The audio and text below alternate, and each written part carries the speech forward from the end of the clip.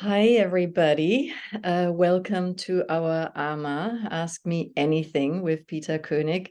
And I was just informed by Peter, today we have a very special AMA. And I am so grateful, Peter, that you're here, because maybe you want to give us some context for what's happening in your life right now. Well, thank you, Nadja, and good evening, everybody. If you're evening or morning, if you're morning.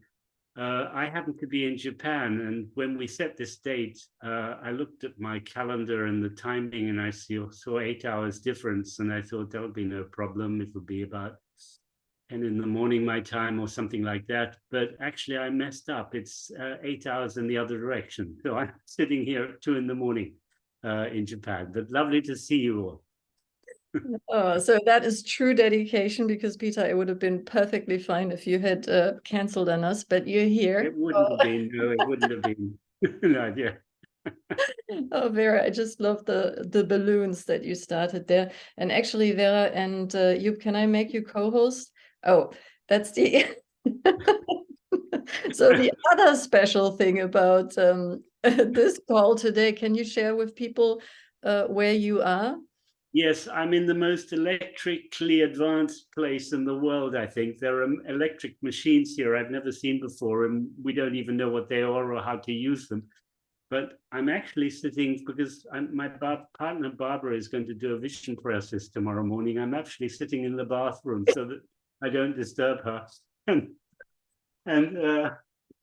it's got an automatic light which switches off. So I have to move around every 3 minutes or something to keep the light on. So if I go dark for a second, that's what's happening. Okay, so it will be a very animated call to keep Peter in the light.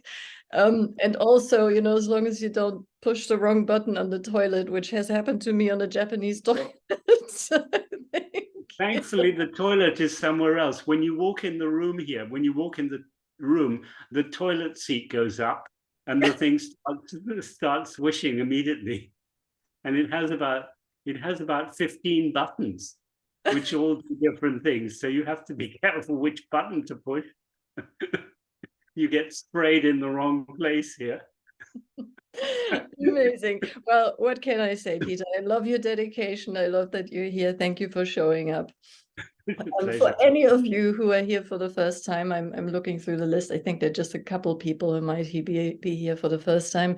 So my name is Nadjeschda Taranczewski. I'm the founder of ConsciousU, and we create blended learning programs that try to marry individual consciousness development with collective learning, social learning in groups and teams. And one of the programs I have written together with Peter is a program about money.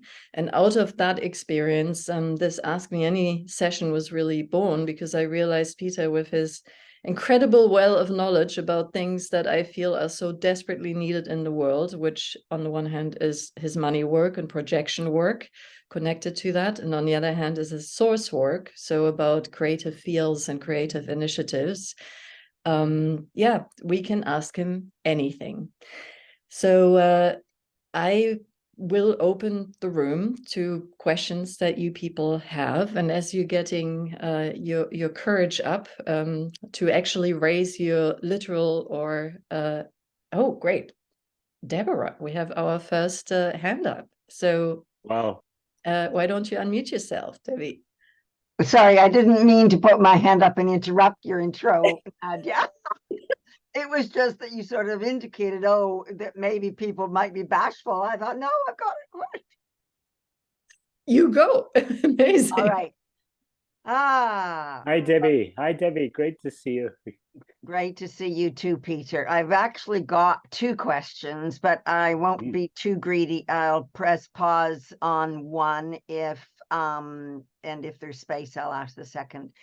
My interest this time was on collaboration, and actually it's a collaboration taking place with somebody you met and who has declared that you online had a huge impact on him and his company. His initials are RR. Okay. Thank you. Yes, I know who you're talking about. Great. So that's what I wanted to outline. So this is for the rest of the audience listening to the question. This is an organization that has been in existence in the field of what would we call, I could say a type of energetic consciousness Bible almost of how to see. Oh yes, come on, Peter. How to see the way the world works, our lives work, our destiny works based on our birthplace, etc. But it is the relevance is not so much the topic. It was just to give context. This particular organization is now being approached by quite a number of people to collaborate. And one particular collaboration at the moment that is being considered is one of with a startup, much earlier startup, that has probably only been going a couple of years, and who has a belief that they have all that is needed in order to take R's work online fast, spread it through sort of AI type of mediums, if you like. Okay. Yep. And they've got themselves into a bit of a pickle because the amount of money that was offered for the collaboration has just hit our client, my client, if you like, right in the throat to go far too little. And he's come to me and said, I think we've also got a values mismatch. And then his belief, because he's so into source, is the other side hasn't worked out their proper source yet. So he gave me a bit of the history and so on. What I was interested in, though, here was looking at, because I asked the client to assess who was the source of the collaboration. Yeah. Good. So far, I've been a good student. Yes, excellent. And so he didn't understand at first what I meant. And I said, look, every marriage has one source person, and went through whether it's man or woman, the person who takes the initial step. Whereupon what I learned was that the source person for this collaboration is a junior, okay, in the field of both R's company and happens to have a leg in the field of the other company. In fact, I think she's a director of the other company and a guide, quote unquote, in the R company. And he feels that she is the source of the collaboration, which obviously cannot unfold further until there's alignment around values and around principles and around concept and around intention and around timing and around value. And we've now got to the place where that doesn't exist. So I thought, well, what's interesting? So then my question was going to be, what drives the person who tried to put both of these together? Is she driven primarily by money? And is this an important equation in the whole? But I just thought I would come online and ask, well, how would you, I mean, I'd be very happy if you want to speak directly to R, but at the moment, I thought it might be a useful question for the group as well. Absolutely. No, it's a very interesting question indeed, Debbie. And I don't think I've come across a situation myself like this before. But I think what I would want to do first is to see in what role she was in either of the entities when she took her initiative, or if she marketing of which entity. I have a feeling it might easily be of both. She's apparently quite a mover shaker, and in her mover shakering a tendency, she's rattled quite a number of feathers. So it's possible that she's she's active in both, but in fact the initiative may be her own, in a third field, her own field. Aha. So that's what I would try and clarify to start off with. Was she acting on behalf of one when she came? Was she acting on behalf of the other? Or is she acting, it's like she's creating a new field herself.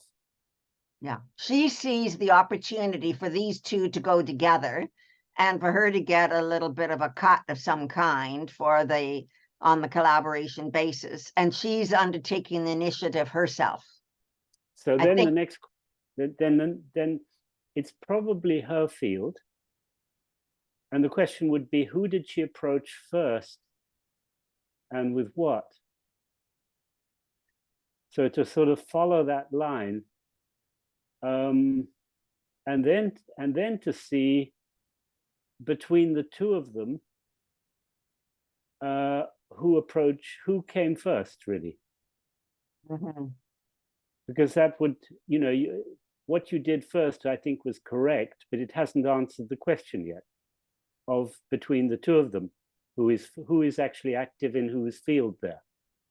So who would be active in whose field would rather depend, where she went as the overlaying, as the global field actually of the initiative, and how she's managing that in terms of putting the two of them together. And the significance of it is that the likelihood is that when they do kind of merge, one of the culture of the second one will disappear. That's why it's significant. Well, first of all, what you need to know is that R has turned down the original offer. From whom?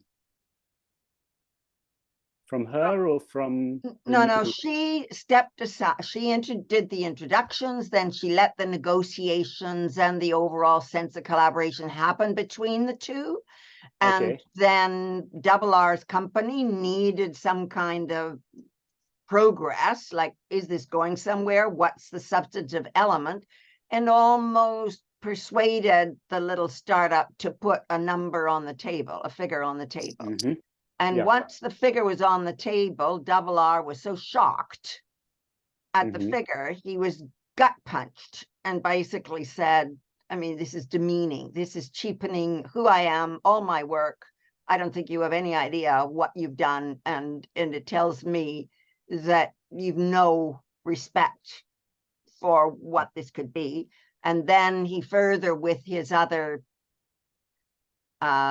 team members, they started outlining that they felt there was a values mismatch, and whereupon R's view was maybe the other entity actually has a source problem as well, and that's why the money side didn't match. In the interim, the lady in between who did the original introduction has just sort of pulled right back to let like she set a grenade and it set up all sorts of bombs, and she's pulled back, but it's because she doesn't have a place. She hasn't found what her place is. Her place was in the moving and shaking, and now she's realized that it's bigger than she can manage. But I think this is an interesting element. Is this in fact in service of her? And is the introduction originally because she thought she could make some money from this, and that's what her game plan in life is: introduce people and match them up and take a commission and move on. So it would require some interviewing there to get clear, really, I think, of her, if that was her intention. But let's say her role, it'd be interesting to look if just making the money wasn't her intention, if she saw a potential there, which she thought she was contributing to both parties.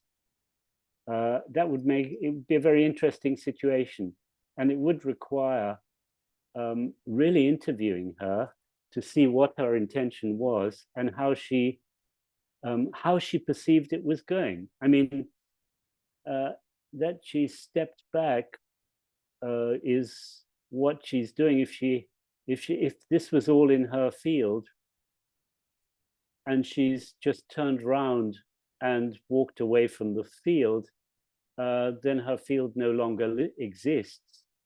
And then in this situation, and then you've got the two together, and then we come back to the same question: who did she approach first? Who approached whom first? We come back to your original question, to see who would be the source of this partnership, of this initiative.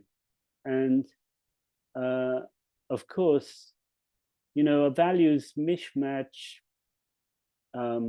it could be the money. It sounds like it's the money that's the problem and the values, but let's just say again, let's just assume the values would not be the problem, or rather the money. Let's say that this wouldn't be the problem, neither money or values. Both parties were happy, then it would still be looking for which one is actually the source of the whole initiative. If one of them has a source problem, then there is a problem, because we're not looking for two companies, we're looking for two people. We're looking who's the source of both the initiatives, and that the one who is the source, the number one at the end, even if they are much smaller, they will be the ones that will be leading the initiative, and it'll be their culture and their values that will finally take over. And I can, without any hesitation, I can name a situation where that actually happened, where the smaller fish ate the whale, and you have it in the UK. With you may remember only a few years ago, situation with Tesco and Booker. Do you remember that, Debbie? Tesco and Booker. They're wholesalers. Okay. Who are not small, but they're a lot smaller than Tesco. Yes. And it looked as if Tesco was taking over Booker, but from a source point of view, it's actually Booker that took over Tesco. Wow. And the media kind of all said Tesco is taking over Booker. But if you looked at what they were reporting on daily, they were always focusing on the source of Booker. They didn't really focus on the source of Tesco in terms of the personalities they were looking at, in terms of describing what has happening, going to the monopolies position and everything. And it was very clear for me, because I was kind of asked from the start, very clear for me, the head of Booker was masterminding the whole thing from start to finish. Wow. Fascinating. And if you look, maybe it's interesting to look at the culture of, because I imagine there's been some shifts in Tesco in the last 3-4 years. And for most people, that would have been an improvement from where they were before, because they were having big source problems. You may remember, if you were looking at the newspapers, that Tesco were having very big problems. I wonder where they are right now. And the source of Booker actually has had some health problems since, and I don't know where the whole situation is, but that's a very good example of the smaller fish, the culture, taking over the larger one. So it doesn't really make a difference whether it's a recent startup or an older. It really is who has taken the initiative, who is the source, and the other one becomes a specific source, a subsource. It's as simple as that, really. Excellent. Peter, I'm just wondering whether, because I've been reading that Julian, and maybe Julian's representing other people, that I went straight in with an assumption that everybody around the table understood the principles of source.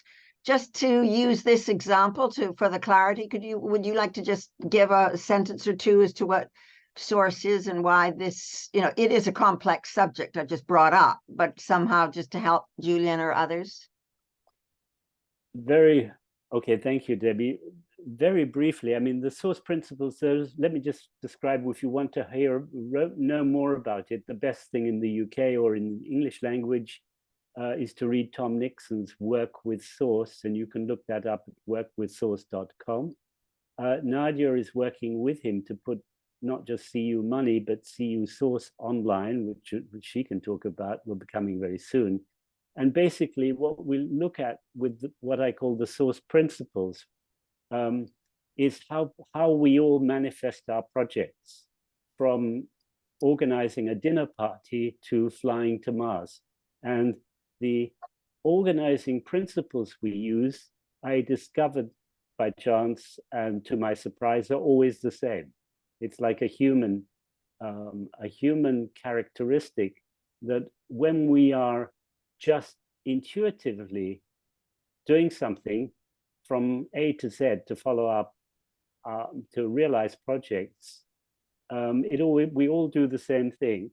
And it always starts just with one person, which is very important. That's quite controversial for some people, but it's always the first person who doesn't just have a good idea, but actually takes a risk with some initiative, who starts something.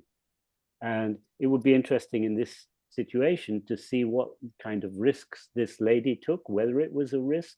Probably it was. Probably she did take a personal risk. But then what derives out of that is significant. And that's what we've been actually discussing. I think that's all I can say for the moment, without going into a lot more detail, which could take a lot more time. Yeah, I just want to, though, to reinforce what you're saying, Peter, for Julian or other new. What I have found the most fascinating, most people don't fully understand, is there's only, in your book, ever one source of a business, of an enterprise, of an initiative. And when we see the word co-founder, it's already an indication of watching out for challenges. And many financial players, private equity or otherwise, when they feel the source person, the founder, has kind of lost the plot, and there's business that wants to go this way, but where the investors want it to go, and the founder is slowing things down, they cut off the founder's head, and immediately, without realizing why, the business implodes. And I spoke with a private equity person in Canada about exactly that. He said, I wish I'd spoken to you before I fired that founder, because I lost my shirt. Mm-hmm. And when that happens, what people need to know is the founder is responsible for everything, 100% responsible. So what we are looking for is always, is the source in their strength? Are they strong or are they not strong? Well, everybody has a weakness of some sort. And that's why founders need to work more than any other person in any entity on their own weaknesses and develop themselves more than anybody else. And that's what we also look for. And with our source work, we also help them to continue, because they hold a kind of field. My definition of an organization is nothing to do with an organigram. It is actually a field of influence. So when somebody starts a project of any nature, whether it's small or big, what they're really doing is creating an energetic field of influence. And that's what we're looking at. We're looking at this field and seeing what's really happening in the field, and whether things are flowing smoothly, or whether things are getting blocked. And we identify then the people who should be collaborating, and if they're not, why and where, and what role they're playing. So that's, again, just a brief description. If anyone here is interested to look further in, you can get into more details in Tom's book or with Nadia. With CU. And Peter, actually, if I could chat in there, Debbie, for one, is it okay to put you on pause for now with the second question, and then maybe we have time for that later on as well? But thank you so much. That was very enlightening. So I'm going to remove your spotlight video for now and maybe bring you back later. My other question has just actually joined, so if he gets a chance to ask it, his name is Fritz. So I was going to. Okay, great. We'll see. Yeah. Thank you, Debbie. Thank you, Peter. Thank you, Nadia. So, Peter, I have a question that actually, I'm holding the question for somebody else who is a friend of ours, who you also know. And he cannot be here today and asked me if I would represent his question, but I think it joins very nicely with the description of source you just gave. Before I get to the question, let me say one thing. So thank you, Deborah, for picking up what happened in the chat. For those of you who are new to this, just so you know, every time you register, the day before I send out an email, at the PS of the email, there is a bunch of resources that you can dig into if you're new to this line of work, because we're already at Ask Me Anything, I don't know what it is today, 11. So we cannot get into the details of explaining this work every time a new person joins. So therefore, there's some initiative for you to take to get up to speed, and we provide the resources. So I will put all that in the email afterwards with the recording as well. So Peter, the person I'm talking about has created a field, a movement, one could say, based in France around climate change, which has now, is my understanding, grown to about 1,200, 1,500 people, something like this. And he is currently in a position where he feels he has lost control over the field. Especially he's rather young. Most people in his movement are even younger. There's a lot of sort of an egalitarian mindset. So even the whole notion of there being one person who in any way is more important than anybody else in the field, or has a different role than anybody else in the field, is completely alien to them. So he says, besides him, there are very few people, if any, who have an understanding of the concept of source, who have a big elegy against, there might be a leader, quote unquote, and now he's feeling as if he's being pushed out of the field, and his authority, source energy is not being recognized. His initial impulse was to just sort of walk away, and only through the contact with us has he now come to the understanding of going, well, maybe that's not even really an option. So what he sees as his options are now, as I understand it, I continue, but how do I do that when nobody recognizes my influence or my vision? B, do a succession, but how do I do that if nobody recognizes that I'm the source? And C, close the field, and how do I do that when nobody recognizes my my source nature? And also there's of course a lot of entanglement with legal structures and who even owns the entity. So you know some of this story, so I maybe also for the sake of this field to just sort of start from the beginning again, what your response was and where you think you should go. Thank you, Nadia. Yes, I know who you're talking about and the situation as well. And in fact, when we had this discussion, I told him he can't leave because a source can't just not be responsible for what they have created. You see, when a source starts, they are actually creating from nothing, and they're the only person who have done this creation. So there's nobody else who is actually responsible for the whole creation. People come in and they join the field. If you have a picture of a field, they come into the field and they're responsible for other creations within the field, but it's the original source who's responsible for the whole field. So maybe if we go through the questions, what was his first question again? Well, the first question was, if I were to continue, how do I do that when I feel everything is sort of, falling by the wayside and people doing whatever the hell they want? So the mistake he's making through, I would say, call it, through all the questions, is he's saying that nobody is being influenced by him in the field. Now, this is radically wrong because it's his field. So actually, the truth is that everybody is influenced by his field. So his weakness, as I talked about, the weakness was to start off with that fundamental mistake.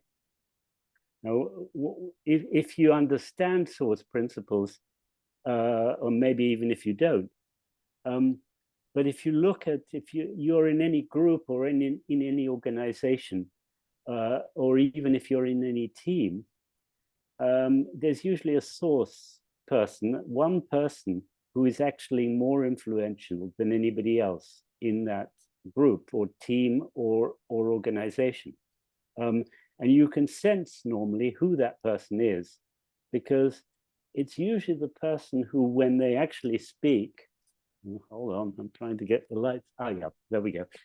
You know what this, well, anyway, when that person speaks, it's usually that their words seem to have more weight in the room than anybody else's words. In other words, there's something that happens. They may not be talking for a whole meeting and everybody else is discussing and talking.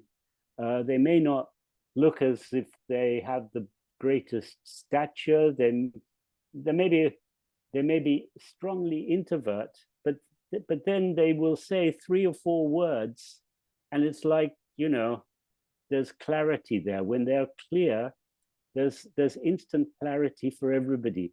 And what they may be talking about may not make any sense in terms of logic or rationality, but they just, what they say seems to have weight and seems to carry.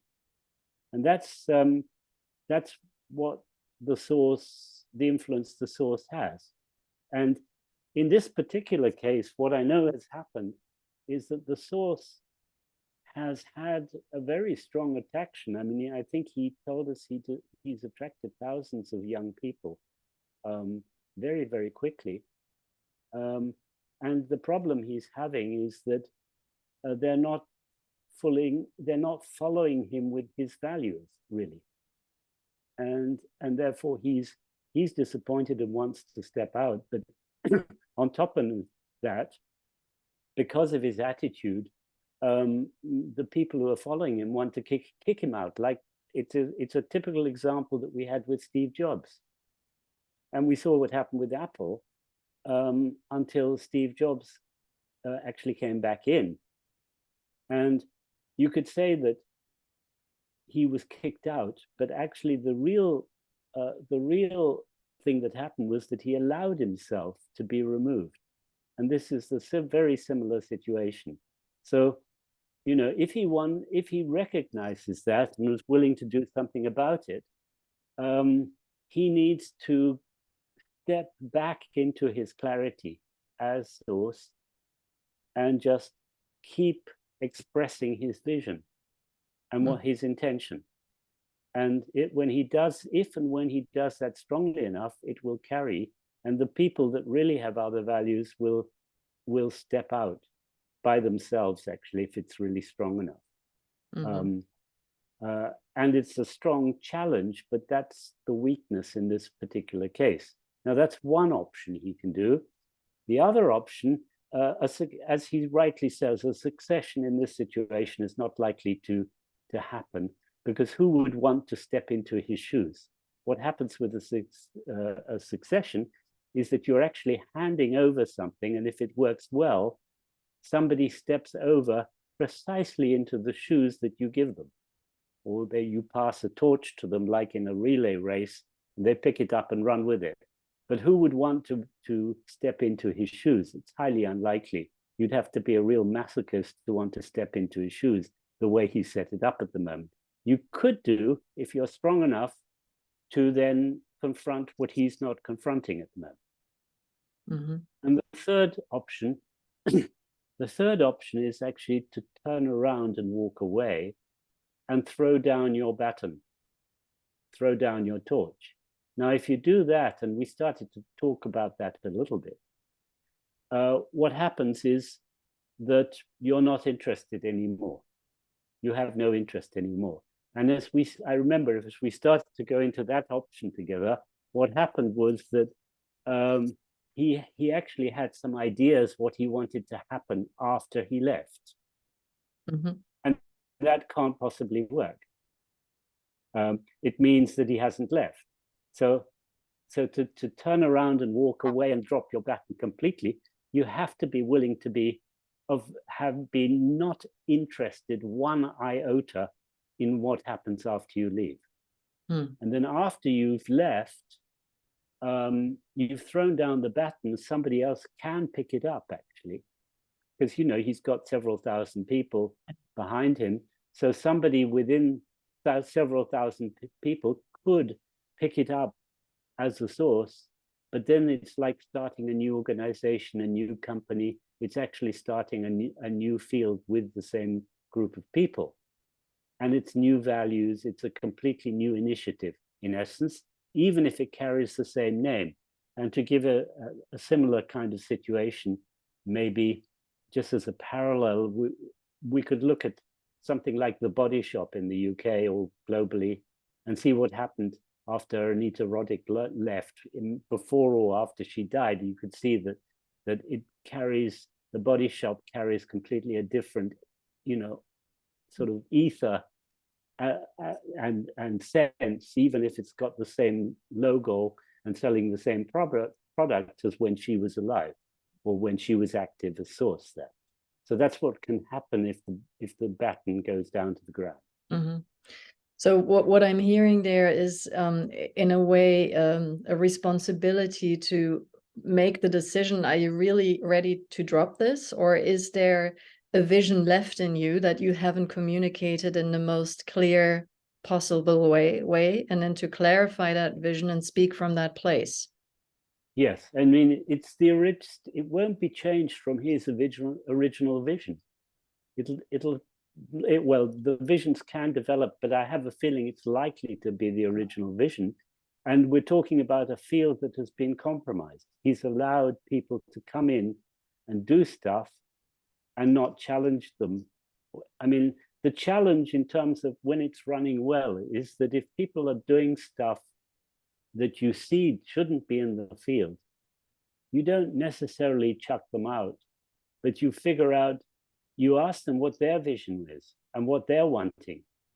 And if it doesn't fit in your field, you don't step on them or try to eradicate them. You just tell them that what they want to do is not to be done in your field, and they need to take it outside your field if they really want to realize it. Mm. And But be very, very what is clear about also, becoming clear in what you're sharing is that in terms of the inner work that you were talking about, that is so necessary for sources, there might also be something to be looked at in terms of what has he been trying to not be, because he's afraid of the judgment that is connected to that. And then to fully integrate that and see what power can come from that place, actually. Yes. So again, if I remember something, he was looking to set up a non-violent kind of revolution. And I think he's finding that it's violent. And the real problem is that he doesn't understand that being violent, and this may shock some people here, but being violent can, on certain occasions and in a certain way, be constructive. And so he's actually being violent with himself at the moment, and was violent with himself in not doing stuff to help him to challenge these people, which could have been useful. And there's a paradox there, because that would be the way to make his whole movement non-violent, but in a good way. So it's being that he's got a violent and sort of non-violent setup, neither of which are working. Yes. So his reclamation would be probably something around being a violent man, and that it's good for him to be violent, to reclaim his violence, which would make him more non-violent, actually. Okay, thank you, Peter. I think this was helpful. I hope he will watch the recording. I have a saying in French, actually.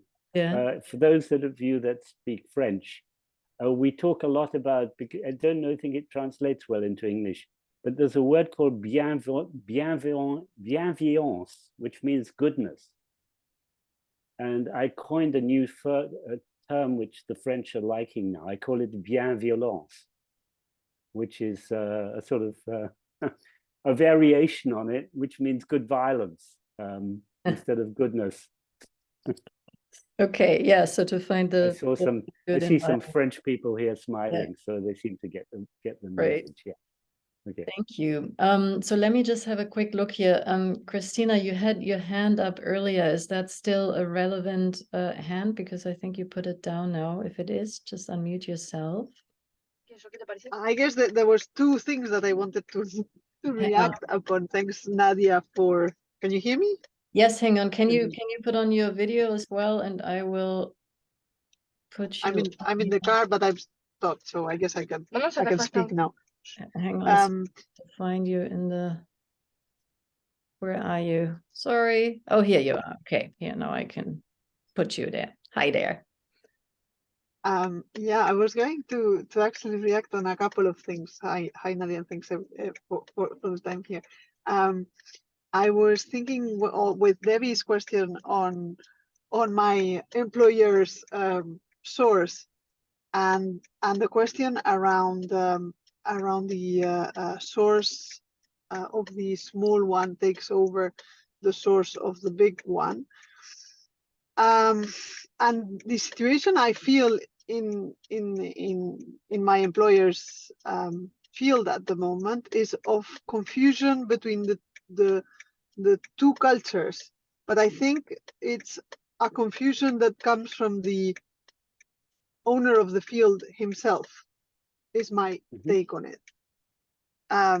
Which is actually seeping down into the overall organization, and it's actually not helping to get the collaboration and the actual source that usually was in the company to work now.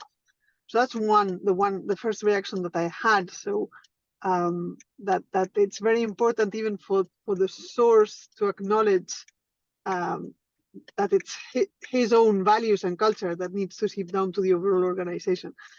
And the second one was on the not. I was thinking on my own succession that I did last year, and I don't think at that moment of time I would have been able to drop the baton, because I wasn't at a point where I could completely disengage myself and do what you were saying, Peter. And I think it's a journey to not care a iota of whatever you have created up to that point, right? I think getting to that point is essential for one to be able to drop the baton, and it's not an easy decision. It's the same as actually doing a succession, because you need, when you pass it on to somebody else, well, the difference is, I think, I agree, I can see where you're going. The difference is, of course, that when you pass it over to somebody else, they are actually doing a continuation of your values. Whereas when they drop the baton, they're dropping their values, if you like, with this particular field, and allowing the field to just move to whatever values there will be, and saying, I don't care, I'm going off on my next project endeavor. or my next endeavor. In this particular case, I think I made it clear to this person that if they have the same values, and if they're trying to reproduce again what they've just done, they will, without a movement, they will just reproduce again the next movement, and the same things will happen again. So it's not worth leaving just for the sake that they've done one bad thing and they haven't learned anything, and they just go off and try to do it again. The learning has to be there. And then, as you say, they have to really make sure that they're leaving it completely to make it worthwhile dropping the baton completely. And in that sense, closing off, because the initiative as it was will die. Somebody new may take it over, but what was there will die. And in a sense, you have to be ready to die yourself somehow in that field. It's an Possibly, inner. yes. What I want to point out is it's an inner position. It's not something that one does, and it's something that is inside you that you actually do. Yeah. When you pass the baton and you let it down, it's something in you that you completely drop. Yes, and it needn't be bad. Let me just put it that way. It's not a failure or anything. I mean, I've dropped a couple of batons a couple of times when I felt, you know, I'm done with what I created here, and I don't mind what happens. We've got one situation here in the room, actually, where Vera, when I said I'm done, you know, I'm done, she actually said, well, I'm really interested in taking it over. Would you mind doing a succession to me instead? And that's what we did, actually. And so it's, you know, there's variations upon a theme here that can happen. Great question, Christina. Thank you so much. Christina, I'm going to unpin you and call on Fritz. You have your hand up if you can. Hi, everyone. Hi, Fritz. Hello, Fritz. Nice to meet you. I was invited by Deborah spontaneously to jump on board, so apologies for my messy background. First of all, Peter, I studied your work over the last week and a half really intensely. I haven't heard about you before then, so I'm really grateful to be so quickly here and allowed to ask a question. Thank you very much for organizing this.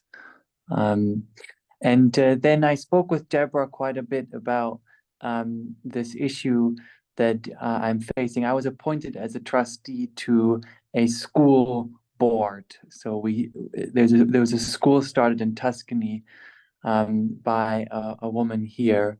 And my role here really is to support her as the source of this school and this organization to grow the school to 50 to 100 people or students. And what I'm seeing as I'm working with her, that the inhibition or the struggle is really her her difficulty in actually allowing people to be a subsource to her, because she's really trying to hold on to every responsibility. And therefore, as more and more people are joining the team, there's a struggle in them really taking responsibility and having the freedom to step up to what they're being called to do. Mm. I wonder how to support her to see that and to act on that. I think that's as clear as I can get the question for now. Okay. Thank you. It's a very clear question. And once again, the work that you're describing to me sounds like what needs to happen is like inner work. You know, what I have created with my source work, the source work, if you read the books and you understand the source principles, will enable a diagnosis of the situation to see where you need to work and with whom in the whole field, the people that you. Now you've kind of diagnosed this. Usually things need to happen from the source onwards for change to really happen. That's why I'm saying where change needs to happen, it's usually the source that needs to do something first before the others, which is what you're identifying here. Now, after you've identified through a diagnosis and understand what's going on, the real challenge is how do you go about it? Because there's going to be resistance, usually. People don't just change like that. And that's where the other part of our work comes in, which is, I call it money work, but it's not just the relationship to money, it's the relationship to actually identity, who you see that you are. And when I say that, you know, you need to become more violent, for example, it's saying that you're rejecting that part of yourself, which you need to reclaim in order to be able to do things that you haven't been able to do before, which are actually necessary. So this lady, this source, obviously has something around trusting other people, or we would need to look in further detail what it is, and not we, she would need to want to do that to start off with. So if she doesn't want to, or if she's not ready to, then everybody else has a decision to take. So do they want to continue? If they don't realize, if you don't realize, let's talk about you, Fritz. If you don't realize that you can realize your own vision in your field, you've got a decision to take. And the decision to take is either you confront her and saying, I'm here because this is what I want to create in your field. And I'm going to do that. Then see how she responds to you. Whether she'll let you be free to realize your vision. And that will challenge her on the notion of trust and everything like that. If she's not ready, then you've got a decision to take whether you want to continue, because it may be better to move out and realize what you want to realize somewhere else. This is how it works. And if you don't know source principles, you don't even need to know them really to feel all of that and decide what to do. The source principles just help you to elaborate what's going on, see, and sort of identify and diagnose the whole situation to help you with your decision. And the decisions are always taken. No decision should be taken until you're 100% clear on. So the organizing principle in our source principles is around action and decision and action to be taken only when you're 100% clear. Now, most of the time, you'll find yourself not clear and you'll be in doubt. And if you're in a situation where you're in doubt, don't take any decision and don't take any action. So only take decision and action when you're 100% clear. The reason this is so important, and it's important with everything, really, is that if you're still in doubt, the decision is going to be a mistake. And the action is going to be a mistake. And you're going to be wasting time, energy, and maybe even money in the decision, having taken the decision, because you're going to have to go into reverse at some point and correct it.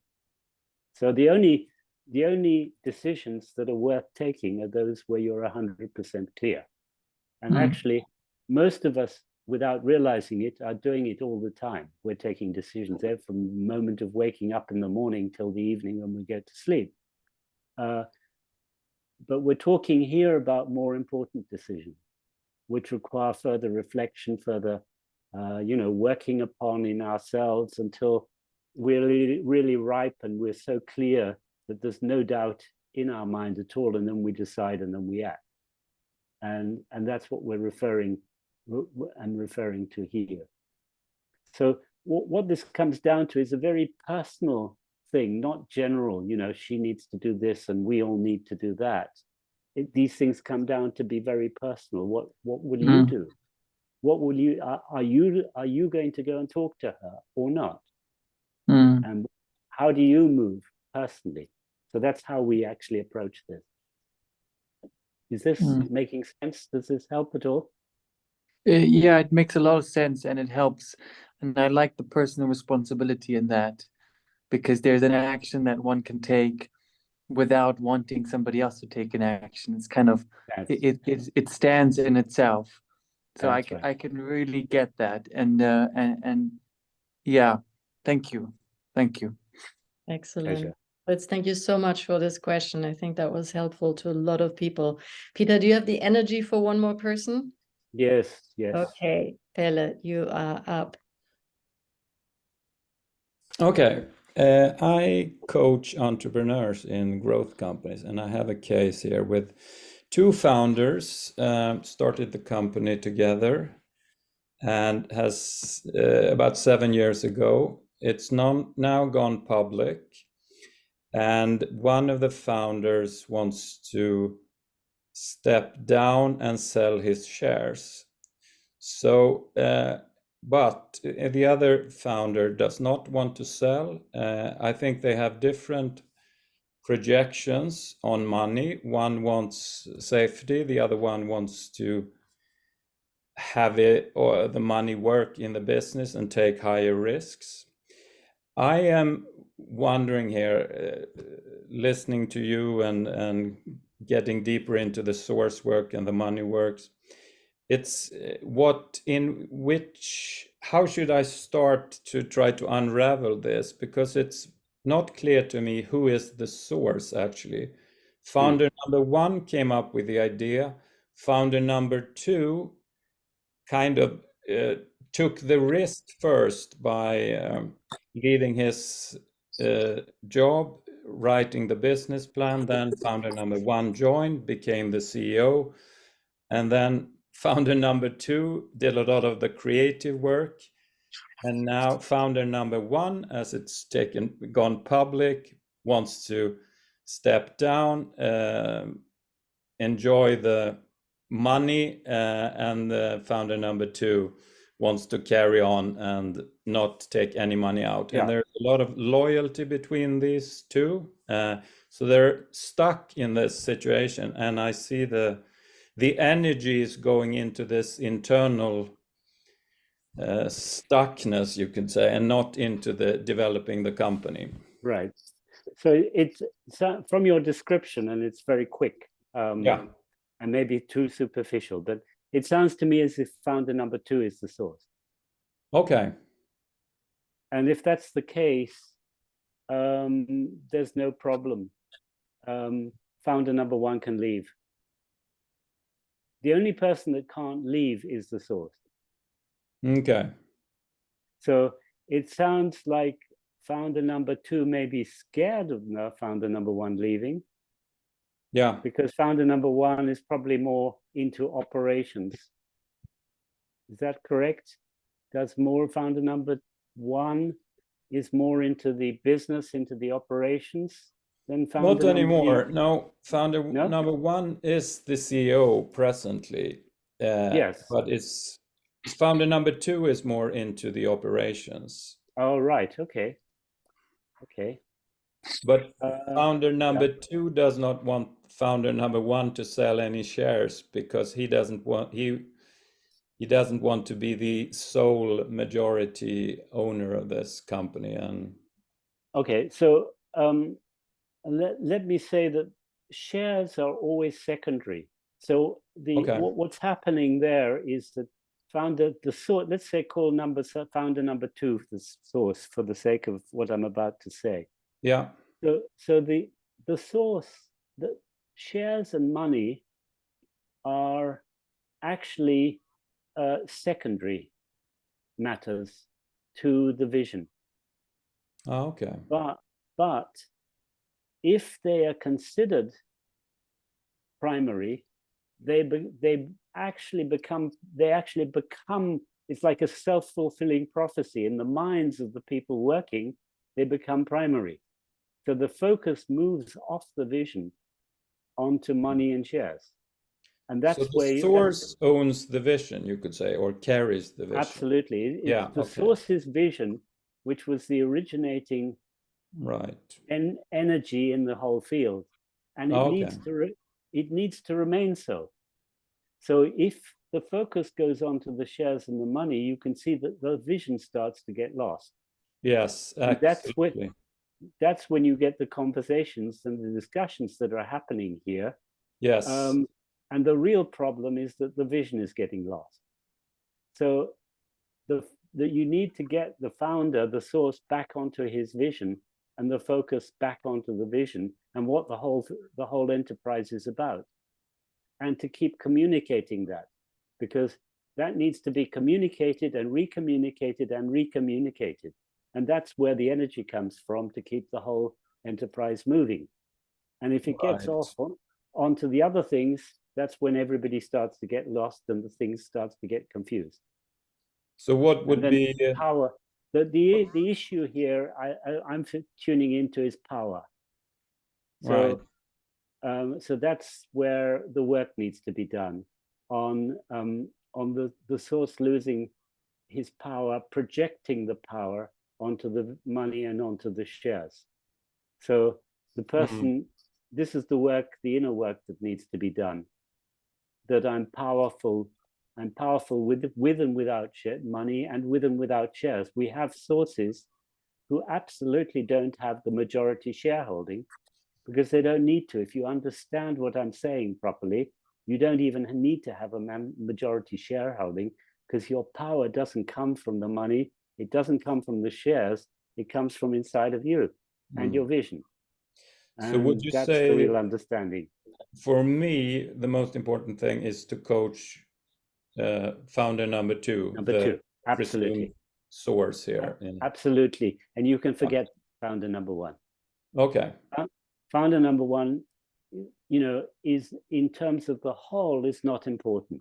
In terms of a specific role, that can be important within the whole, but even if they leave, what will happen afterwards won't be a problem. They will either be replaced, or if they're not that important, they won't even be replaced. And the thing can continue flowing and will continue to flow so long as the vision is still there. And the founder is on their vision. So the source work is much more important than the money works in this case. Well, the source work is, the money work actually helps the source to reclaim their power. Yeah, which is important. So the two actually go hand in hand. Okay, so it's reclamation work with the source here too.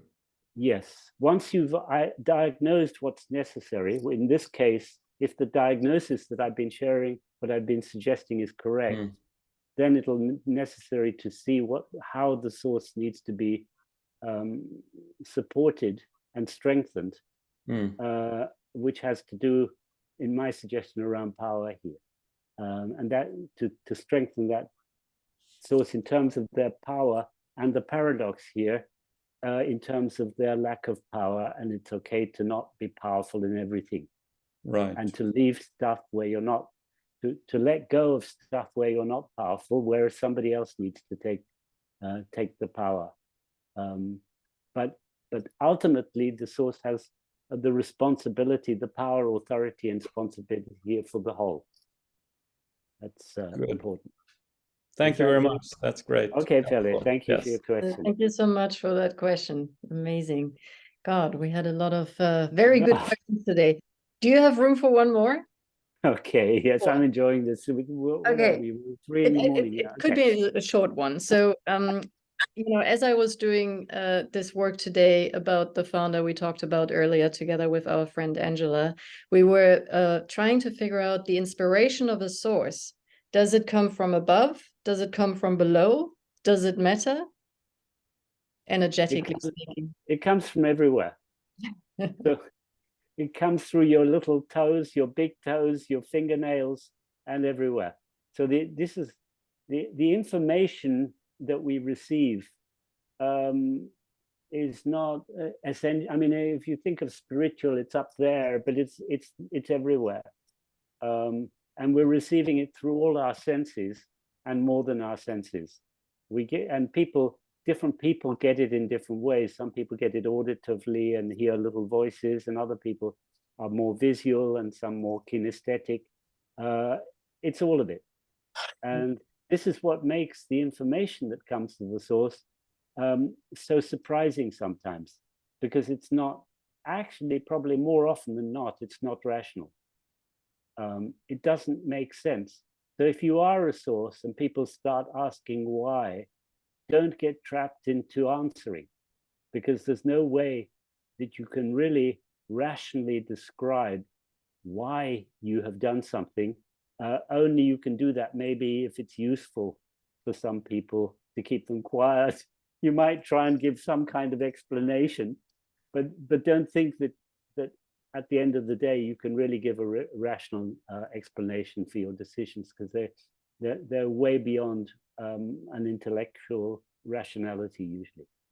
Wonderful. And thank you, Peter. The way just a little anecdote on the way I discovered that was when I was working for one of the largest American companies, so more than 40 years ago, as a young man, and helping the decision-making process.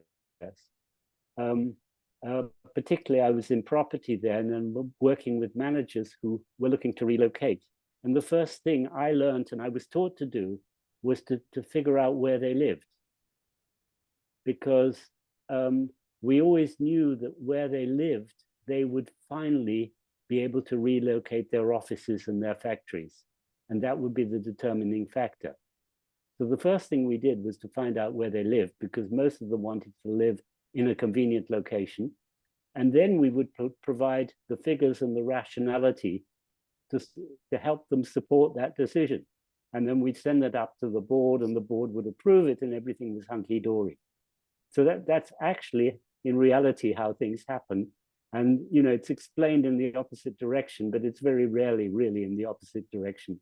But the figures actually then get to be the decisive point. And that's how I learned this before I knew anything or thought of source. Thank you. That's very helpful. So let's invite all sources present to go into full system receiving and full system transmitting. And I'm going to unpin the two of us, and so that I can see everybody here in the room.